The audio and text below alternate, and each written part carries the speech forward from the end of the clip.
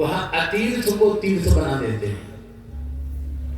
फिर ब्रजधाम हो, श्री जी का नित्य धाम हो, नित्य लीला विहार स्थल हो, वहां कोई रसिक संत विराज जाए और फिर वहां की दिव्य महिमा गरिमा प्रकट हो जाए, इसमें कौन साहस्य है। महाराज जी पधारे और हमारे श्री विष्णु बिहारीदास जी भी पधारे, श्री सोनी शरण बाबा पधारे रेवासा धाम में। भौगोलिक दृष्टि से वो सप्तपुरियों में नहीं है। अयोध्या, मथुरा, माया, काशी, कांची, रंतिकापुरी, द्वारावती, तीरो, सप्तहिता, मोक्षदायी नहीं। न अयोध्या है, न मिथिला है, न चित्रकूट है, न ब्रज है। पर श्री जानकी जी की प्राण सखी आचार्य स्वरूपा श्री चंद्रकला जी के अवतार श्री स्वामी अग्रदेवाचार्य जी महाराज वहां विराजे तो श्री अवध प्रकट हो गया, श्री मिथिला प्रकट हो गई, श्री चित्रकूट प्रकट हो गया और श्री वृंदावन भी प्रकट हो गया। श्री बाबा वहां के साहित्यकारों ने लिखा है, राजस्थान शेखावाटी क्षेत्र की अयोध्या, मिथिला, चित्रकूट और ब्रज रेवासा धाम, ऐसा साहित्यकारों ने। आप लोग कहेंगे कि वे मधुर रस के उपासक, सखी सहचरी भाव से प्रियालाल जी की निरंतर उपासना में लगे रहने वाले,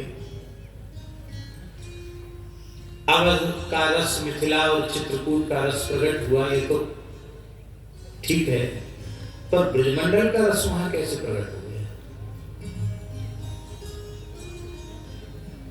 श्री नाभा गोस्वामी जी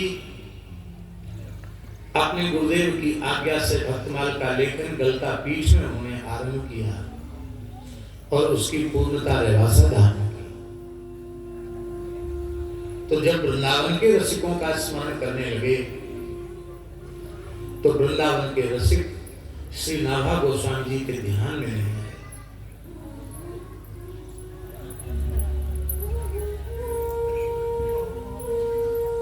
तो श्री नाभा अली ने श्री स्वामी अग्रदेवाचार्य जी के चरणों में प्रणाम किया कि आपने कहा था कि बेई आए कहें सब जिनले दिखाई दई सागर में नाव को।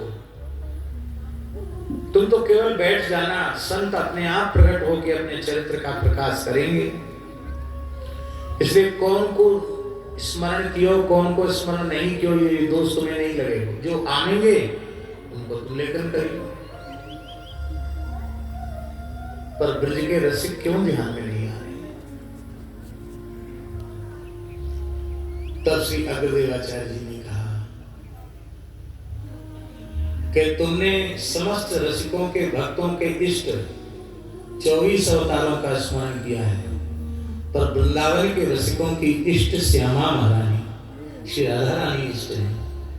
इष्ट श्याम सुंदर हैं और श्याम सुंदर की इष्ट श्री जी हैं। इसलिए इष्ट की इष्ट है के कारण वृंदावन के रसिकों ने श्यामा जी को अति इष्ट माना।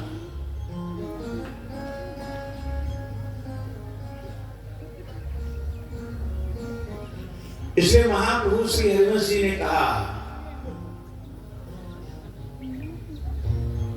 मेरी प्राण नाथ श्री श्यामा, मेरी प्राण नाथ श्री श्यामा, सकथ करो तृण छिए रहो